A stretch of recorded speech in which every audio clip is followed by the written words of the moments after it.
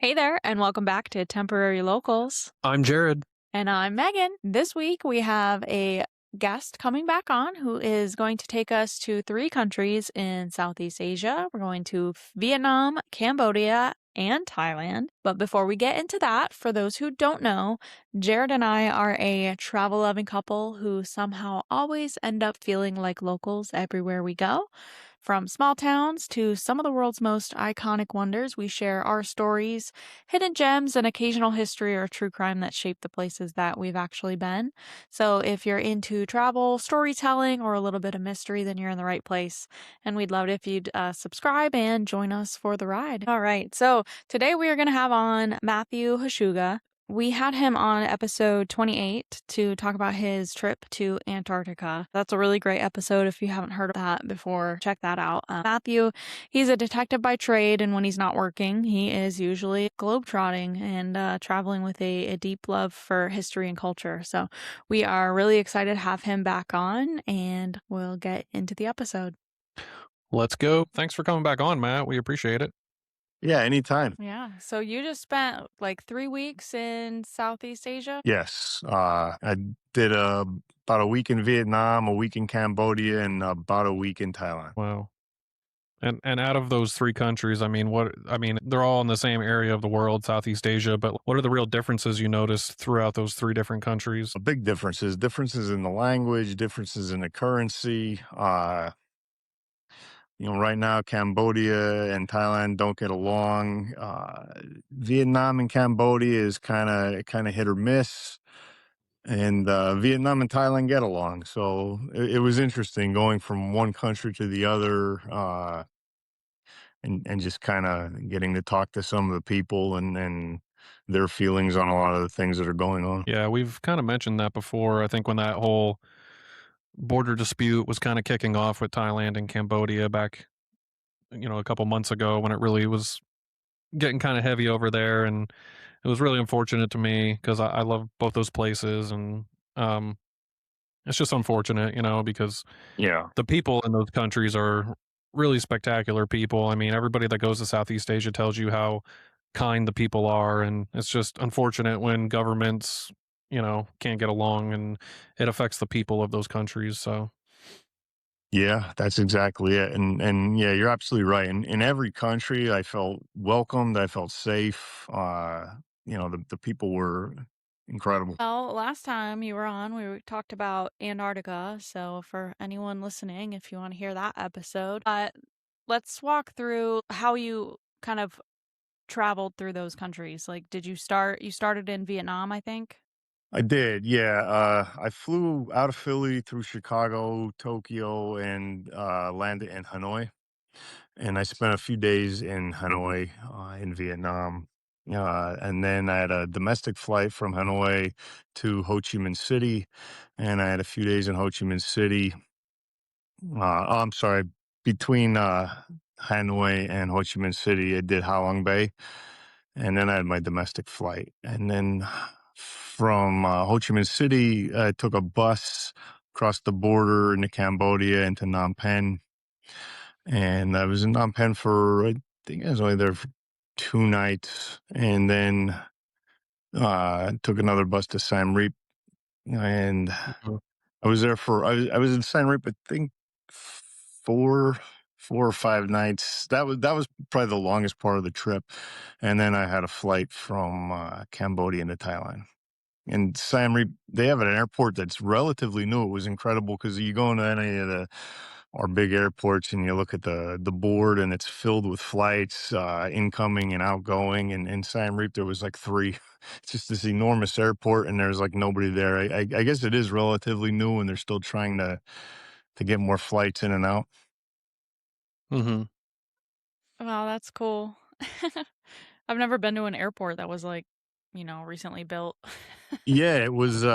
It's kind of like going to like one of the malls around here in central Pennsylvania. It's this big building with people working, and no one's there.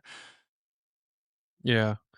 Yeah, I think as far as Cambodia goes, I was looking at wanting to fly into Siem Reap, because as I said, Angkor Wat is kind of the main reason I would want to go. But I've also heard people say, and it is cheaper to fly into Phnom Penh. So, but what do you think of Phnom Penh? Is it worth seeing and spending a few days there? Yeah, absolutely. It's not gonna be fun. Phnom Penh was sad. Just the history and everything that went on there. Hmm. And I've read about it. I've seen the film that was out in the '80s, and I've read 3 books about the Khmer Rouge, and actually seeing Phnom Penh and that wasn't that long ago. So a lot of the people are still around, and it's still fresh to these people. And Yeah. just seeing how far that city has come in a short amount of time. I'd imagine that if things didn't happen the way they did in the '70s and the '80s, that Phnom Penh would probably be more like Bangkok, because it's a big city. It was like 14 million people. Hmm. Incredibly big city. Yeah. What? Yeah. Yeah, I For would. any, If you're going to Cambodia, I would. Yeah, I mean, I wouldn't spend a lot of time there, but even a day or two, you can see a lot and absorb a lot. yeah. Yeah. And so for anybody that's listening at home that may not really know any of the history, the Khmer Rouge was Pol Pot was the dictator, and he was responsible for killing a few million Cambodians, correct? And It now was they about have a the third death of the shields. entire population. Yeah. And so, but I've heard that Phnom Penh now is really kind of a dichotomy in that it's there's a lot of very sad history that goes along with it, but they have areas like Pub Street and places like that that are very lively and almost remind you of Bangkok in a way. So, I mean, did Yeah, you kind yeah, of get that? Yeah. I did. It was it's a young city, uh and an old city kind of all at the same time, if that makes sense. And it's been built up quite a bit in a short amount of time. Yeah. And so did you went to the killing fields and the museum and all that? I did, yeah. Yeah. And what was that like? Somber. uh Mm, I thought I was like knew what to expect when I got there, and it's sad. It's to see it, the reality of it. I don't know if anybody can really prepare for that. You can read about it as much as you want, and then to go there and actually talk to some of the survivors who lived through it. um yeah, it's a different situation. And the mhm, prison the Those prison the prison was about a half a block from the hotel I was staying in. I could actually see it from the room I was staying in, and it was a before it was a prison. It was one of the biggest schools in Phnom Penh that they then converted into a prison, and it's a really sad history there. Which they've turned it into a museum. And they've preserved it. From what I was told, everything pretty much looks the same way it looked back when it was in use. mhm. For those who might not be familiar, what are the killing fields? Well, that's The where they killing killed a bunch of Cambodians. Yeah, go Yeah, ahead. yeah. I mean, just mass graves that they unearthed. Some of the graves might have had 40 people, 60 people. Some of them had 100 and some people. And the craters that remain from the graves are still there, and all of the bones that they had exhumed from the graves are actually in a mausoleum right in the center of the field. Um, so it's kind of like a monument or a proper burial, I guess, for the victims who they unearthed there. Mhm. So is it like was there like a museum or something there and then you go tour the fields, or when you get there, like what's it It's like? it's not really a museum. It's the fields, and there's different there's signs along the way that kind of explain what was where, and different things that happened, or in the pits that they had exhumed the bodies from. Explanations of what they found, how many people they had found. and different things like that. And there was a small, like a little theater where they showed like a 15-minute film that kind of rehashed everything as well. Hmm. And so also kind of along those lines, there, as far as like the history behind Cambodia and some of the stuff that happened there, I know landmines are a big issue there. Did you ever feel in danger or anything? Because there's still landmines all over the country, especially in the, rural areas. I mean, did they tell you not to go certain places or anything like that?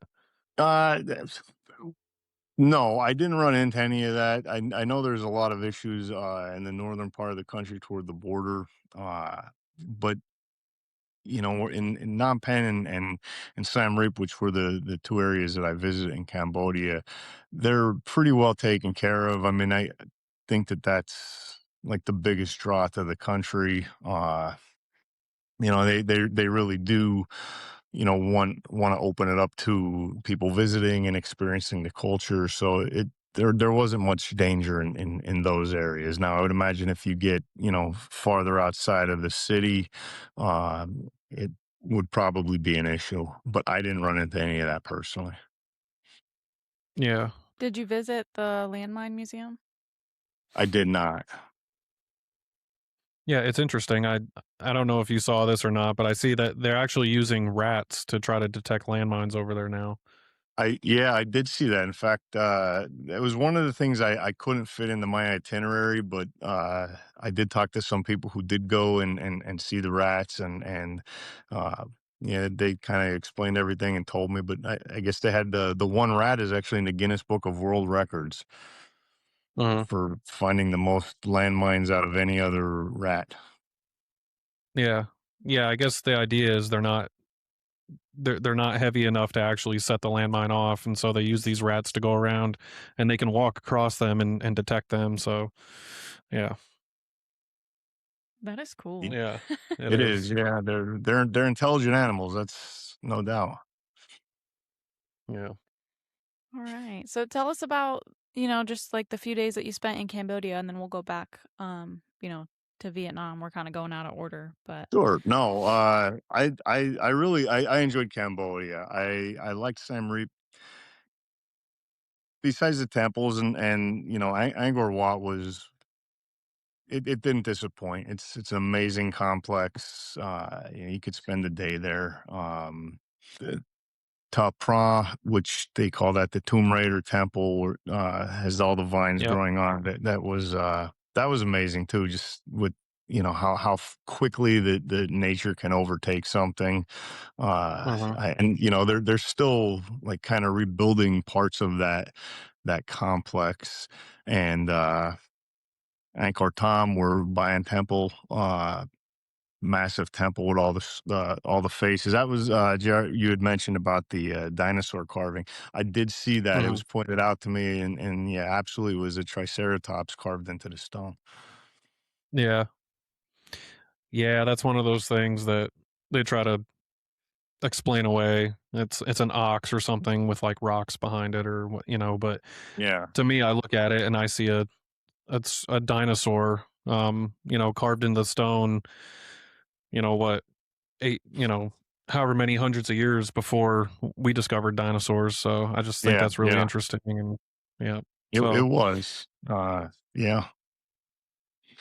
But but yeah, that whole area, Siem Reap, that city's going from Phnom Penh of like 14 million people to Siem Reap, which is around 250,000. It's a big difference. It was just very laid back, uh, very relaxed area. The food was really good, and everything was. It made it a lot easier. They did like American currency. I mean, they used the real, and I still can't even figure out what the exchange rate was because it was ridiculous, like 160,000 real to $1 or something like that. But they had everything marked in US dollars, and mhm, like I know one night I think it was like a 14 or a 16-ounce fillet with salad, potatoes. There was some garlic and a drink. It was like $9 total. yeah, 9. $9, yeah, and that was probably one of my more expensive meals while I was there. Everything Yeah, I was was gonna really, say really affordable. $9 actually seems kinda more expensive than I would have expected. I know at one time, Cambodia, I think, was the cheapest country you could visit. Yeah, it was cheap. Like the tuk-tuks, they'd want like $1 or $2 to pretty much go anywhere in the city, and they'll wait for you to take you wherever you Yeah. want to go, and they'll stick around. So it was, yeah, I enjoyed it. I enjoyed my time there. That's definitely somewhere I would go back. It just other than the long flight, it was really affordable. Yeah. I'm glad you mentioned tuk-tuks because it's probably my favorite th part of being in a Southeast Asian country is just getting a tuk-tuk. It's just so much fun. It's just, like, such a part of the culture, and it's, like so how far away from the actual Angkor Wat complex were you in Siem Reap, and then how did you get to Angkor Wat? Did you get a tuk-tuk? I didn't take a tuk-tuk tank or walk because I was with a group of, I think there was maybe around 10 people. So it was like a smaller bus, but pretty much anywhere else I was going was with tuk-tuk. And Angkor Uh-huh. Wat was, I think it was maybe about 5 miles away from, it's not far from the city center, but far enough. Right. Yeah, because 'cause I've often thought about, like, well, where would we stay in Siem Reap? And then I'm like, could we just walk to Angkor Wat? And then I'm like, well, getting a tuk-tuk would be cool, and I'm, assuming it's a lot like Thailand where you can just walk out your hotel or Yeah, there's hostel five or of them wherever you're there. staying. Yeah, they're there, Yeah, yeah, so and they'll take you anywhere you want to go. If it was just me, and on a lot of things that I did on my own or just with one or two other people, yeah, it was always tuk tuk. Even just like when I first got into town, I didn't really have any idea of what I wanted to do or where to go, so I just went out, talked to the tuk tuk driver, and said, well, "How about just take me around for like an hour and a half?" Yeah. yeah. And he's like, "Yeah, okay, $2." So I was like, "Yeah, fair enough." Yeah, I remember the first thing I did when I got to Thailand, from the airport, we got a tuk-tuk, and I remember being because you have to, and I've heard people tell me since then that, like, they don't even allow tuk-tuks at the airport to actually pick people up. I don't know if you experienced that or not, but, I didn't take it's the best way. notice. Yeah, It's like every other airport. As soon as you get out toward the exit, everybody's like coming at you, trying to give you a ride somewhere. right. So how was Angkor Wat? Was it busy? Because I've seen photos and videos where there's tons of people there. You can't even barely move. And then I've seen other times where it seems like there's very few people there. So how was that? So I went there early in the morning, and I mean, there were people there, but it wasn't incredibly busy. I was able to, get some really good photos. And see everything, and I wasn't being rushed by anyone, and I didn't have to really wait for anyone to get out of my way. So yeah, it wasn't bad at all. I don't know if it was the time of year or the time of day, but Yeah. it wasn't. Were you there for sunrise? I know a lot of people go for the sunrise. I wasn't there for the sunrise or the sunset. I was there shortly after sunrise, so I missed that. And it was getting pretty warm out. It was like 97 degrees, I believe, 96, 97, somewhere around there. So, doing it in the morning before the temps got too hot was uh, probably the best way to go. Mm-hmm. How long did you spend there? At Angkor Wat, Yes. uh, 3 or 4 hours. Yeah. Yeah. I was thinking, and that was my main like point of kind of staying in Siem Reap is like to go back there multiple days if need be, or at least spend a full day there because I Yeah, know it's a yeah, giant complex. There's a ton to see there, so it's one of those yeah, things you don't really want to rush through. yeah, absolutely. And that, yeah, I think you can do a 3-day pass. Like a 1-day pass is like $25, and a 3-day pass is like $37. So it's best to just get the 3-day pass. Uh-huh. and go back as often as you can. Because I mean, even besides Angkor Wat, there's just so many temples there. I don't know if you can see all of them, but I tried to see like the main three. Yeah.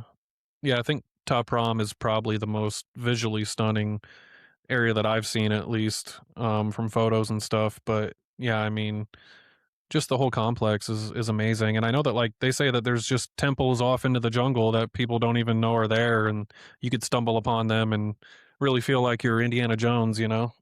Yeah, yeah, they're still finding temples. Yeah, it's crazy. That is cool. But did you feel like that was enough time? 3 Uh, or 4 I hours?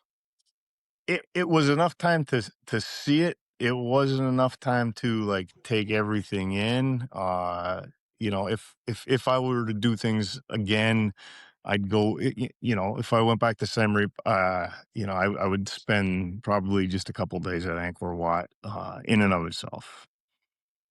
Mhm. Definitely, like, make sure I got there for the sunrise, get there for the sunset, different things like that. Yeah, Yeah. and there's a moat around the entire, like, the main complex, right? Yeah. Yeah. I think I read somewhere that the amount of earth that they moved to create that moat was more than the earth that was used to create the pyramids of Giza. It is That's how a much. it's a big moat, yeah. Yeah. It almost looks like it'd be, like a small lake. Yeah. It's crazy that ancient peoples did these kind of things, you know? Yeah, yeah. That is very cool. Yeah.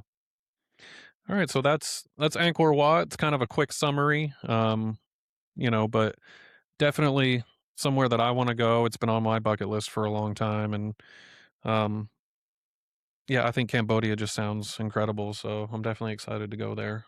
Yeah, But, we'll probably be looking up flights after our this podcast episode. Yeah, I yeah. I I can't talk Cambodia up enough. I loved it. The food, the people, the history, it was definitely should be on everyone's bucket list. Yeah. So we'll kind of backtrack a little bit. So take us to Vietnam and kind of tell us a little bit about your trip there and some of the things you did. Yeah, Vietnam, I wasn't sure what to expect in Vietnam. Hanoi was the first city that I was in, and it's the capital of Vietnam. It's in the north. Uh, and I got to see some cool things. I got to see I don't want to butcher the name, the Howlow prison. It's pretty much always commonly referred to as a Hanoi Hilton. It was Yeah. the jail they used for POWs during the war. John McCain had spent time there. Yep. It was interesting to see that. It was interesting to see Ho Chi Minh's mausoleum. In fact, right behind Ho Chi Minh's mausoleum is a monument to John McCain. He's like highly regarded in Vietnam. And Ho Wow. Chi Minh City's, it's a very conservative city. You can see the French influence throughout the city. It's an older looking city, and I kind of just thought that's what all of Vietnam was going to be like. So, you know, from going from Hanoi to Halong Bay was great. I don't know if you need to spend more than about a day or two there, but it was just impressive. Like, they're trying to build it up as this like beachy resort area, and it got hit real hard with during COVID, and like most of these resorts are just like there and haven't been used in over 5-6 years. So Hmm. they're trying to build that back up. The limestone caves, that was really cool to see.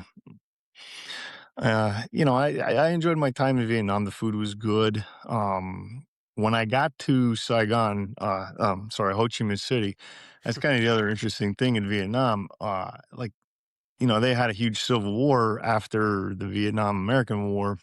And, afterwards, Saigon was renamed Ho Chi Minh City, but in the north, they still refer to it as Ho Chi Minh City, but in the south, they still refer to it as Saigon.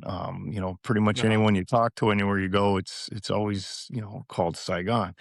I really enjoyed my time in Saigon, like, more than I thought I was going to. It was completely different than Hanoi. I mean, it was definitely more of a westernized city, more modern city, uh, and it was a lot of fun. It was I liked walking around and just kinda soaking up the, different parts of the city. Yeah. Outside of Saigon, I got to go to Kuchi village and see the tunnels, at least some of the tunnels that were used during the war. And I guess Kuchi was yeah, that was a hot spot or like the unofficial base of the Viet Cong during the war. And there was a lot of action there. So like seeing that history was it was a learning experience. I wasn't sure how I was going to be. How I wasn't sure how the people were going to be, being from the United States. But I mean, they were very welcoming. They were happy to talk to me, explain things.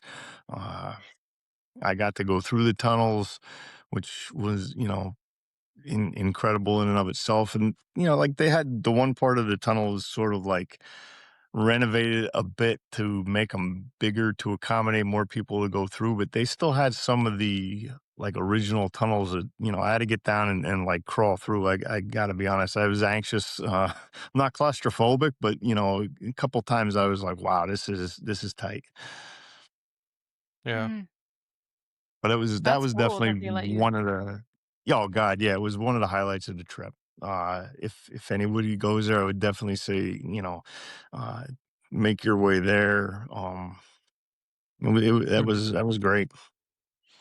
Yeah, I was gonna ask one, and you've already answered these questions, but I was gonna ask if the locals still kind of refer to it as Saigon, and then I was gonna ask kind of how you as an American were perceived. But I mean, I've heard anybody I've talked to that's been there said that everybody's very cool, and it's in the past, and Yeah, everybody's yeah, kind of yeah. if they're holding a grudge, they hide it well, because they were incredibly friendly and really, I mean, they fought before the US, they fought with the French. I mean, they were at war for, something like 40 years, without a break. So, like, they're pretty peaceful and happy now. Right. And so as far as the price of things, I mean, how did it compare to Cambodia? Vietnam was, it wasn't quite as cheap as Cambodia, but it wasn't much more. It might have been like, I don't know, like, a bowl of pho was about $1.50. Mhm. Currency in Vietnam was the dong, and it was sort of hit or miss. Like some places would accept US currency, some places wouldn't, depending on the conditions of the bills. If they weren't like crispy new US bills, they didn't want them. But yeah, it wasn't too hard to exchange money, and everything was reasonably cheap. And like I thought, because I was in Saigon before I got to Cambodia, I thought, oh wow, this is great. Like everything here is cheap. And then when I got to Cambodia, I was like, well, this is really cheap. And then Thailand's kind of more in line with like what our prices are. So then I had like Mhm. my dose of reality. Yeah. Yeah, I've heard that the street food in Vietnam is just some of the best in the world, and, um, Anthony Bourdain, famous traveler, he when asked if he had to pick one place in the world that he is his favorite place, he said Vietnam, so I think, um, did you get that feeling that the street food there was, like, top notch or It was, in fact, I mean, most of the time that's what I was eating was the street food, and like it was usually pho, just maybe with seafood one night, wontons the next. But yeah, it was delicious. It was filling, and everything was so fresh. Yeah, I was traveling with a gentleman I met from Manitoba, Canada. He was diabetic, and he had the little sensor on his arm that he has to change every week, and he can check it with his phone. But like he was eating ice cream and pastries and pretty much anything he wanted, and his sugar, he said, it was never lower in his life. So it's definitely the food in the U.S. that is the issue because everything that I had over there was like fresh and just made, and it was all really good. Right. Yeah, you hit on, I mean, I was gonna ask you like, how did you feel after eating the food? Because, I think we talked about this when we went to Peru. It was like, just having like, you know, fried rice and chicken. It was like, I just feel so much better walking out of this restaurant than I do like, down the street from our Yeah, apartment yeah, in the yep. US. So, I felt great, and I do think it was from the food. In fact, like, since I've been home, uh, probably, like, around Thursday or Friday from, like, Western food, I had my son over the weekend, and he wanted McDonald's, so we had McDonald's, and, like, I since Friday night from having McDonald's, like, I just haven't felt great. I'm thinking, "Well, that's it." Yeah. the body's like, what are you doing to me? Yeah, Yeah. that's exactly yeah. Yeah. It sounds like we were all meant to live in Southeast Asia. Yeah, I'll tell you what, I would highly consider retiring to Cambodia. In Yeah. fact, I talked to some people who were they were from Australia, so I don't know, it might be different from the US, but I know like Thailand did $80,000 for a 20-year visa, which, that's pretty pricey. Cambodia wanted $30,000 for citizenship, and that's little bit more reasonable, especially considering how far like a pension would go in Cambodia as opposed to here. It's probably worth 6 to 10 times as much there. And you can't own property unless you're a citizen, right?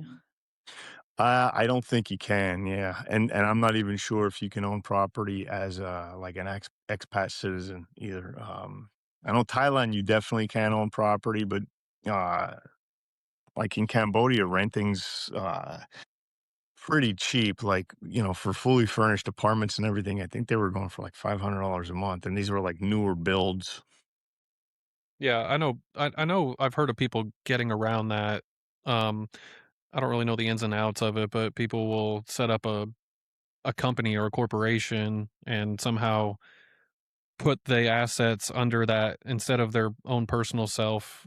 They somehow like start a business and then they're able to like buy a house somehow or something. I don't really know how they do it, but people do buy houses over there. It's just, but yeah, I mean, what you're saying is true. It's so much cheaper in that part of the world, and you could retire over there with just very little money, and it wouldn't money that here in the states doesn't get you very far over there. You could probably live off of for the rest of your life. Yeah, yeah, and live comfortably.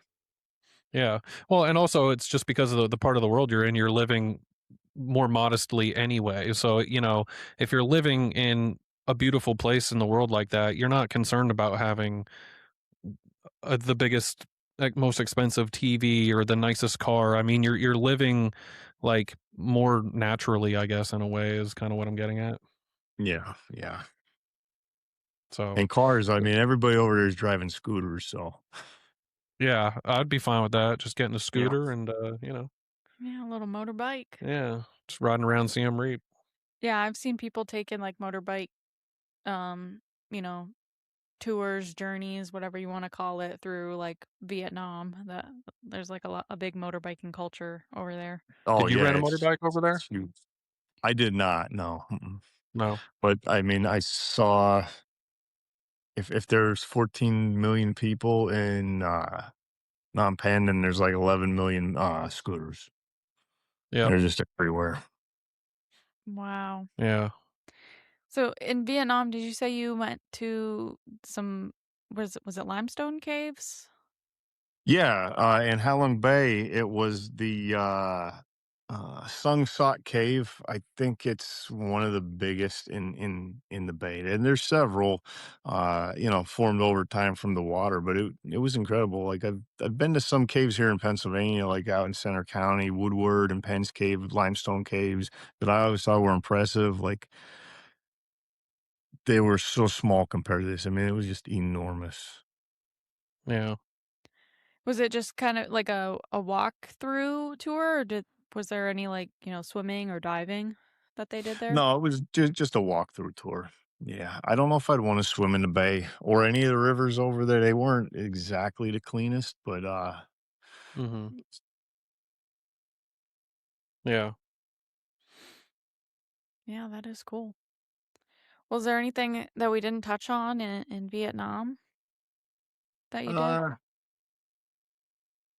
I saw you did a floating market. Was that in that was Vietnam or in was that somewhere? Thailand. That was in Thailand. Yeah, that was on my very last day. I went to the train market and, one of the floating markets in Thailand. Um, Yeah. that was an experience, absolutely. Yeah, I mean, that's another just like taking a tuk-tuk, I feel like a floating market anywhere in Southeast Asia is very much like that's such a Yeah. cultural thing that you, like, have to do, you know? Yep, yep. It's an experience just to, see how that's done, and it's amazing. Mhm. For anyone who hasn't heard of a floating market before, let's kind of explain it. It's like kind of like a market that you'd go through, but they're all in boats, and you kind of All on walk from boat to boats. boat. Well, the one Long. I was in, like, Sampan, and it sort of just went down the canal, and other boats would kinda hook onto the boat I was on and, like, pull it over, and you can browse what they had to sell, and then there were a few, in the narrow parts of the canal where, like, on either side, everything was just lined up with people selling things, and, they kinda reach right into the boat, and you can buy or sell like that. Mhm. Yeah, it's like a flea market on the water.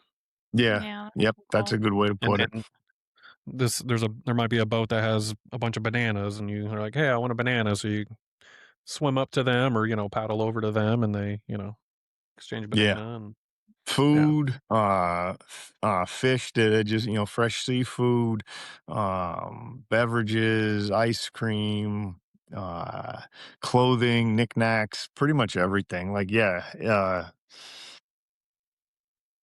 kinda anything you want, and if they didn't have it, they can kinda point you in the direction of where you might find it.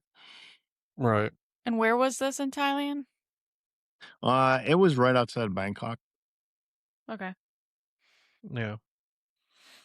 So going to Thailand now, you flew into Bangkok, correct? Correct, yeah, from Siem Reap to Bangkok.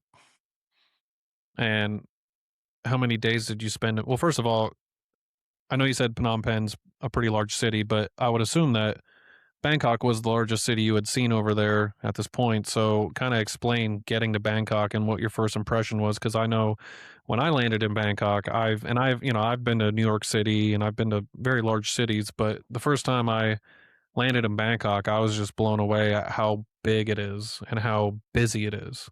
It's yeah, it's incredibly busy. It's 19 million people. It's by far the biggest city I've ever been in. Uh, I mean, that's over twice as many people as New York City has, which, eh, in everything you'd expect from the big city, the traffic, like, it takes a long time to get anywhere.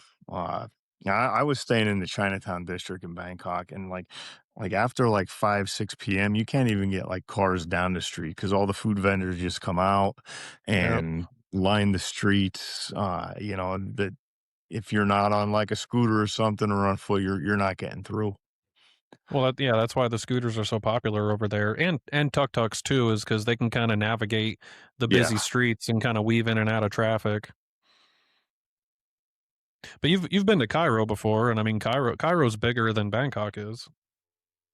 I was in Cairo, but Cairo seems like it was a lot more spread out, or maybe not as Right, well, as yeah, high as Bangkok. Just seemed a little more, I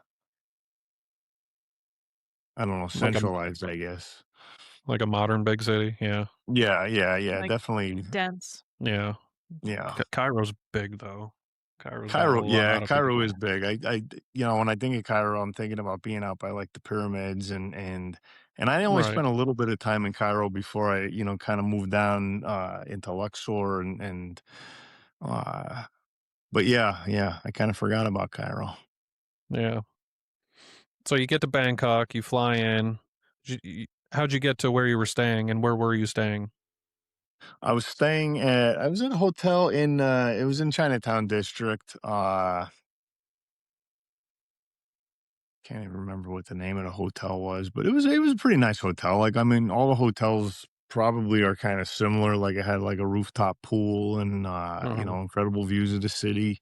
Um, and it was just like a it was like, I guess, a small van or a car that took me from the airport to the hotel. And it wasn't I don't think the airport's not terribly far from the city, but it took a long time to get there, just like with traffic and everything.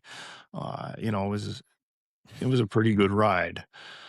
Well, I know they'll also scam you that way, where they'll instead of taking you from the airport to your hotel directly, they'll like drive around and then Sure, do yeah, some yeah. circles and and be Oh, like, yeah, yeah, yeah, you know, that ride took twice as long, so now you owe this much money, which is still cheap, so it doesn't really matter. But because I yeah. think that's what they did with us, because I mean, we were driving for a while, but I didn't mind either because you get to see the city and it's really cool. So, Yeah, yeah, absolutely. Yep.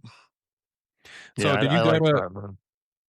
did you go down to Khao San Road at all, or anywhere down near there?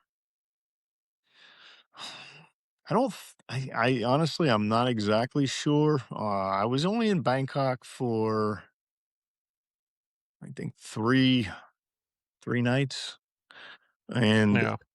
I went to, well, a lot of temples, saw a Mm-hmm. lot of Buddhas, and then the one day I went to Ayatea, which that was probably about an hour and a half, 2 hour drive outside of Bangkok. Yeah. The temples in Bangkok. Did you do Wat Arun and Wat Pho? Uh, I did Wat Pho with the reclining Buddha. Yes. Yeah, and The big I gold. did yeah, yeah, yeah, and then I did the Temple of the Gold Buddha. I believe it's called Wat Tram. Yep. Uh, it was like 5.5 tons of solid gold. I think they valued it at around $900 million or something like that. That was interesting. Just that they didn't even know it was made out of gold until they tried to move it, and it fell off the crane, and all the plaster came off of it, and underneath was all the gold. But apparently, Yep. they did that to when they were at war with Burma, Mm-hmm. so that Burma didn't melt it down and take it. Right. Yep. Yeah, they were trying to hide what it was. Yeah. Yeah, Wat Arun is the big white temple. And when I was there, you could actually climb up it. You could climb up to the top. Yeah, I don't believe I got to Waterroom. Yeah. Did you go down the Chao Phraya, the river at all? Yeah, coming back from Ayatea, took a bus to Ayatea and then came back along the river. Yeah. Yeah, I mean, Bangkok is just an incredible city. It's to this day probably one of my favorite cities. I know everybody talks about the pollution and stuff, but it's just such a fun place. It's so lively. There's so much going on and there's so much to do. I asked about Khao San Road just because it's such a crazy part of the city. It's everybody calls it the backpacker paradise, and you go down there and it's like Bourbon Street times 1,000. Okay. Yeah, yeah. Well, yeah, I've heard of that, but I didn't get over there. So you spent how long in Thailand? And was it in Bangkok or you went other places? So I stayed in Bangkok, but like I did go outside to Ayatea. I think it's about an hour and a half, 2 hours away from Bangkok, and then I Yeah. came back into Bangkok by boat. But aside Yeah. from that, no, it was just really in Bangkok. the the Grand Palace and those other couple temples that I mentioned. And how was the street food in Bangkok comparative to some of the other places you had been? It was good. I think out of all the street food in Cambodia, I like the best because I've had Thai food here, I've had Vietnamese food here, and although it's different, I still kind of could understand like where the makeup was from the food that we have here to what I was getting there. I've never had Cambodian food, so it was like really different. And but no, yeah, I like the food in Thailand. Like they had pork on a stick that was really, really good. I don't know whatever they breaded it with was, had just the right amount of spice. Yeah. I saw a video that you posted where you threw back a handful of bugs. How was that? You know, I wasn't gonna not eat the bugs, and surprisingly, I liked them more than I thought I would. Like, if you blindfolded me and told me it was Chex Mix, I'd probably believe you because they were really tasty and they were like well done. It wasn't like they were squishy or gooey. Like they're crispy.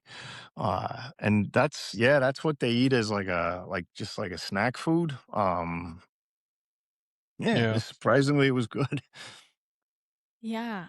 Man, I don't know if I could get over the fact that it's a bug. Like, I saw you throw that bat, and I was like, "I don't know how you did that," but you might have to blindfold me. I mean, they asked like, did I want it spicy? Did I want it medium? Though I was like, well, just do it like medium spice and whatever they put in it in the bag, and they shook everything up. Like it was really good. It's like a bag of chips. You just can't have one. So I had the handful, and then like I finished the bag. So Oh, nice. Was that the first time you've ever eaten a bug? intentionally, yeah. Right. Yeah, it's like it's another cultural thing there that, I was always under the assumption that that was something that tourists did, that tourists go there and they're like, "Ooh, I'm gonna be adventurous and, like, eat fried scorpions or bugs or whatever," but the locals actually do eat that stuff also. Yeah, yeah. Uh, yeah, that was my impression as well. And the night market that I got the bugs at, uh, I didn't really see many other people like from the West there. It seemed like it was all mostly the locals. So I thought I was in Mhm. good company and yeah, I wasn't gonna turn it down. Yeah, the markets, especially the night markets in Thailand, are just such an experience, and they're so cool to just walk around and everything. Um, I mean, tell us a little bit Yeah. about, like, the market, like, the market culture there. I mean, how much of that did you kinda do? I was in markets in Vietnam. Well, I was in one market in Vietnam, yeah, in Saigon. It was incredible.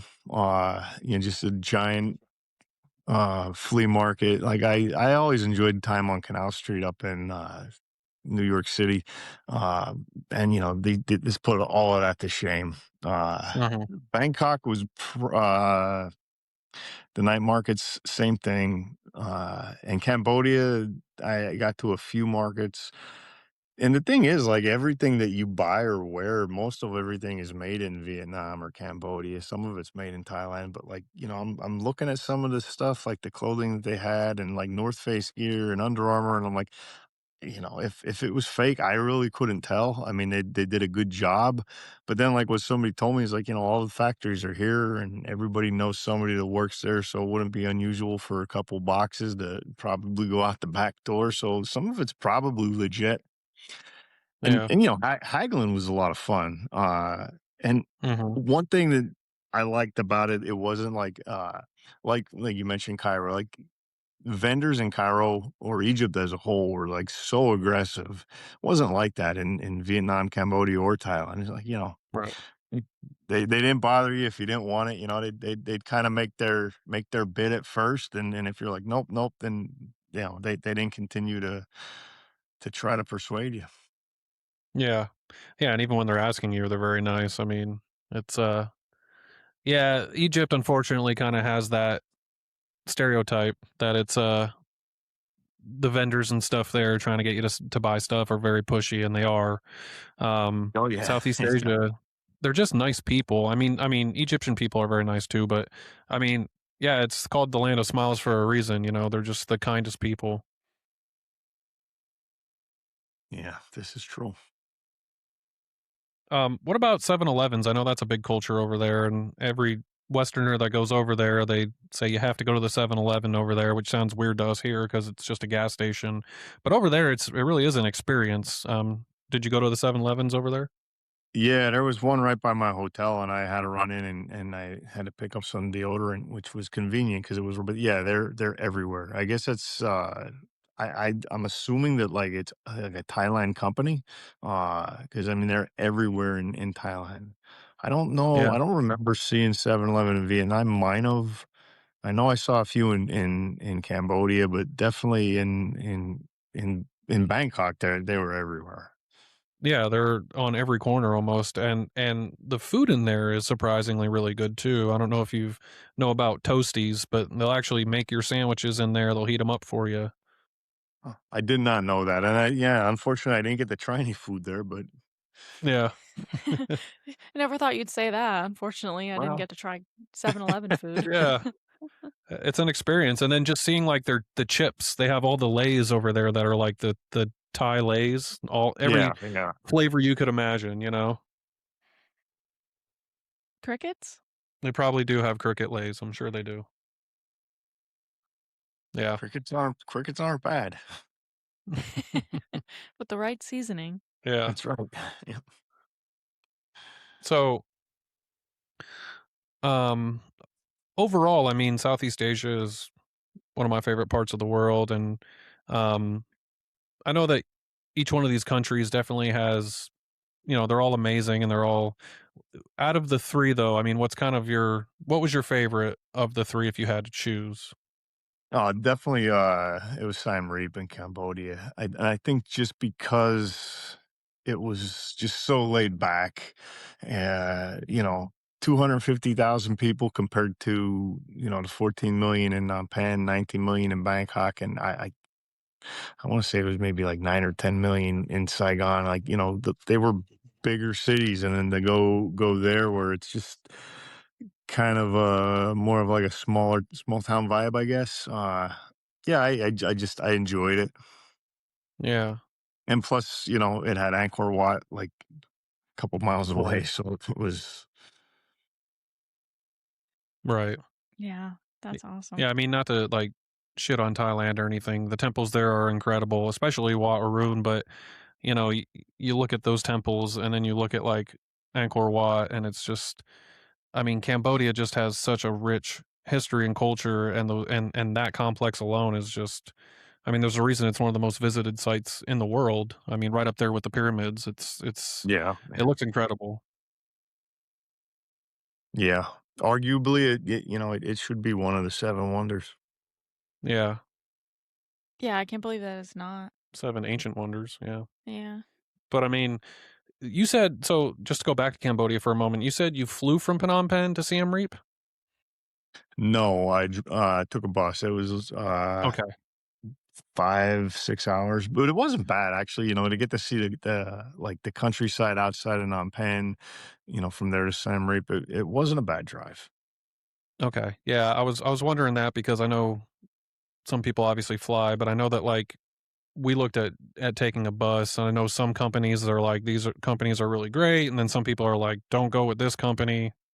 You'll break down, and they'll just, like, leave you on the side of the road, so I was just kinda what company did you go with, if you don't mind me Uh, asking? Giant ibis. Giant Ibis, okay, yeah, that's the big one I think everybody says is one Yeah, of the more reputable ones. Yep, yeah. They had. I saw a bunch of their buses going all over the place. So yeah, I think they're. yeah, and if you don't mind me asking, or if you remember, how much was that bus from Phnom Penh to Siem Reap? I don't know because bought everything kind of like as the package, so I didn't make up Okay, my itinerary. It was already set. Like the whole trip was.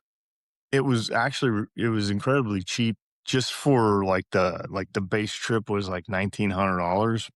And then it was probably like another $1,200 to add on different things like different excursions and everything to sort of fill the itinerary, which it was full. I think every day I was doing something. I really didn't have like a free day to not do anything. Yeah. And so that's for all 3 countries is what you're talking Yeah. about? Yep. And is that including that's not including flights though, right? That was including the flights. Yeah. Including the flights, it was 1,300? Well, 1,900 for the base and then like an extra 1,300 for the excursion. So it was, Okay. yeah, like I don't 3,600 total, maybe somewhere around there. Okay. Yeah, that sounds more yeah, I was like, "Man, the flights alone are" that I mean, at least for me, it's been hard to find decent flights even just into Yeah. Phnom Penh or Siem Reap. I mean, they're at least 1,500, which isn't terrible, but And I booked this trip.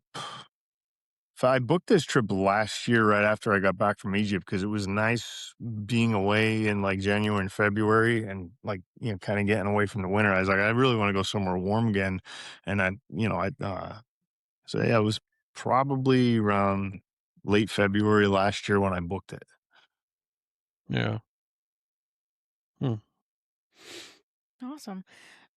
Quick recap for me again on how many days you spent in each country between, Vietnam, Cambodia, and Thailand. So I was in, I say about a week in each country, but I know that it was about a week in Vietnam. It was a little more than a week in Cambodia, and it was a little less than a week in Thailand. Mhm. So I think it was Okay, and you were 7 days in Vietnam, maybe 9 days in Cambodia because that was with Phnom Penh and Siem Reap, and then it was like 3 nights, 4 days in Thailand. But even like my last day was the day I went to the train market and the floating market, and then like probably headed to the hotel around 6 p.m. that night because my flight was later, and my flight didn't take off to back to Tokyo till like 10:30 at night. Mhm. well, it sounds like you packed a whole bunch of stuff in. Did you feel like you had enough time? Obviously you could spend more time and do way more, but did you feel It wasn't as much time as I would like. I'd like to spend like anywhere from like 10 days to 2 weeks in just like one particular country. I feel that if you can kind of really get the most out of that country in that amount of time, I would have liked to have spent more time in each country. But I think I did most of everything I'd want to do. That if I ever do get the opportunity to go back, I can, kind of take a fine tooth comb and see some of the things that you wouldn't normally go to see maybe the first time you're there. Yeah. Do you think you'd spend a couple more days in Angkor Wat specifically? Yeah, yeah, absolutely. Yeah. Yeah, I think that was kind of the idea when we were planning trip planning was to go just to Cambodia and try to spend a good amount of time there. I would like to have done like maybe 2 weeks or something, but um and that's, throughout the country, not just Angkor Wat, but I'd like to Yeah, spend at least, 3 or 4 days in Angkor Wat alone because I know it is so big and you could spend days there. yeah. Oh, absolutely. You can. 3 days probably might not even be enough. Yeah. Man, I and just the amount of pictures I'm sure I would take. so many SD cards? Yeah. Yeah. Hey, there's nothing wrong with that. Yep. Yeah. Yeah, so if you wanna send us some photos from this trip and, different photos from each country, and so that we'll kinda know what photos are from which country. Obviously, the photos of Angkor Wat we'll know are from Cambodia, but, um, so, any listeners that are interested, everything I saw that you posted, video, photos, all looked amazing, so I'm really happy that you got to do that. Oh yeah, it was a great trip. Yeah. So I think we asked you last time, and I guess we'll ask you again, where's your next trip gonna be? Well, My visa for China was just approved. I should get my passport back sometime this week. So it's gonna be to China, the end of April. Wow. Awesome. Yeah. That's coming up. It is. Yeah, I'm trying to get a lot of these, and I'm basically doing that same flight again. It's Chicago to Tokyo to Beijing. So Hey, you're yeah, gonna be a pro. Yeah. Well, That's awesome. yeah, we'll have to have you back on again. Yeah, how long are you gonna be spending there? Do you know yet? yeah, 2 weeks. Well, So Nice. the draw is the Great Wall, Terracotta Warriors, the Glass mhm, Bridge. So I know starting in Beijing and then ending the trip in Shanghai. yeah. And how does China compare price wise to like Southeast Asia? I think it was about the same for the 2 weeks in China as it was for Southeast Asia. It was Wow. right around the same price point. And I know the Yeah. visa for China was, well, I didn't need a visa for Thailand. The visa for Cambodia was, I don't know if it was 25 or $30, and the visa for Vietnam was relatively cheap too. I think that might have been 25 or $30, and you could do it all online.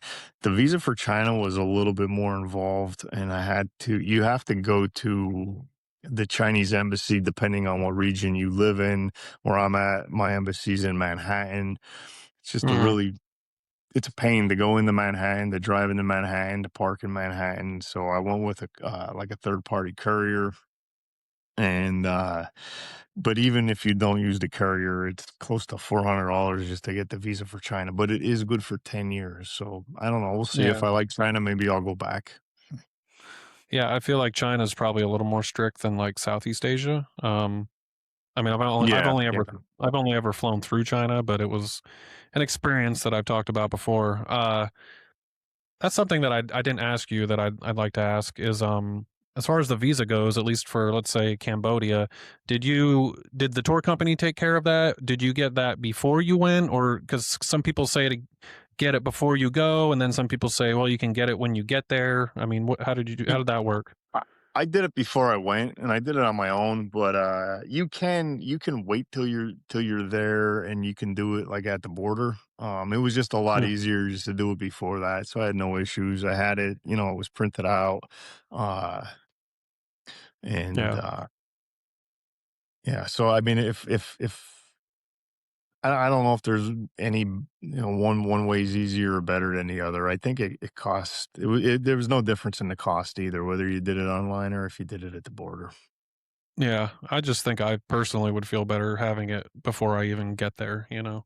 Yeah, yeah, yeah. Just so there's no surprises. Right. Yeah. So, yeah. Mm, Awesome. Well, can't wait to hear about, your trip to China upcoming soon. yeah. That'll be fun to have you back on. Yeah, absolutely. I love to talk about it. Yeah, Yeah. we'll be watching. We're big fans of you and we're big fans of your travels and everything and we really appreciate you coming on. You're only the second guest we've ever had that we've had on twice, a returning guest, so Yeah. Well, thank you. It's my pleasure. yeah. Anytime. And by the way, I haven't pointed this out all episode, but I really like your Bucky's shirt, by the I way. Oh, thank you. I'm Where'd you get that from? This is from Temple, Texas. A Okay. friend of mine brought it back when they were in Texas, so it's one of my just kind of relaxing at home shirts. Yeah, Bucky's is a big deal down here. It's yeah. Oh That's yeah, I it's so I love funny. Bucky's. yeah. I was gonna say the same thing, but we were like kind of getting into the meat of the episode, and I was like, I don't want to derail us on the topic of Bucky's, but yeah, we do the same thing. Like seeing anyone out in public, it's like, oh, that kid's got a little Bucky shirt on. Yeah, we love Bucky's. Awesome. Well, thanks again. I'll go ahead and wrap us up here. All right, everybody. Well, thank you so much for listening. That was our conversation with our guest, Matthew Hashuga. We hope that you found the information interesting or useful. Maybe it sparked your interest in traveling to a trip to, Vietnam, Cambodia, Thailand, or all three. Yeah.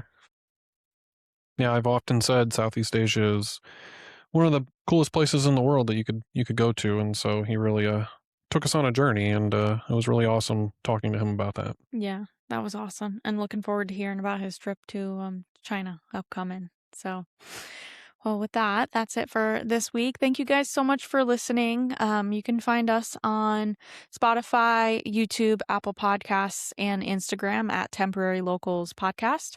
Jared's on Instagram at Rover_Stover and also on YouTube at Rover Stover. And you can find me, Megan, on Instagram, TikTok, YouTube, and Facebook at Mego Goes Global.